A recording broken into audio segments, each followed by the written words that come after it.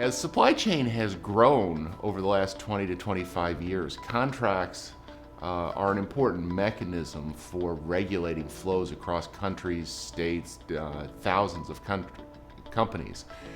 At the same time, not everything can be put in a contract. So our research examined the idea of a psychological contract, which is a personal relationship between, say, a buyer and a supplier at two different companies, maybe two different countries. So building on previous research from her dissertation, Stephanie Eckert, a doctoral student from Ohio State, and myself and a couple of co-authors examined buyer-supplier relationships in China and the US to compare and look for country effects. To examine the difference between psychological contracts and written contracts, we did two experiments, one in China, one in the US. Identical experiments. The experiment was done on a computer, coded into Mandarin Chinese, and administered at a university in Beijing. We studied 160 university students in Beijing and 130 in the US, and we varied two factors.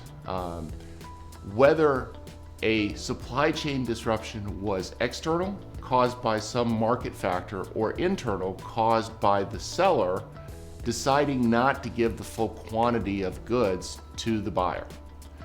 We also controlled whether it was a minor or major supply chain breach. And what we were looking at is how ordering behavior during the experiment changed, during the experiment, following the experiment, and we looked at measures of trust and future intentions to buy. What we found was that during the experiment, behavior didn't change too much between American and Chinese buyers.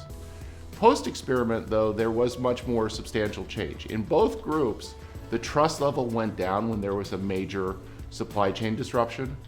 But in the American group, that trust level didn't bounce back as much.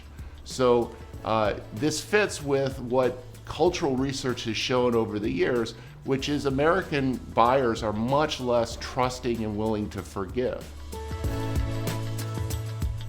The implications of our findings for practicing managers are enormous. There's a tendency to think that we can put things in black and white boxes, that we can use information technology to communicate explicit quantities of orders, that we can sign a contract and everything is put where it should be. The reality is we're human beings, we have a lot of psychological components.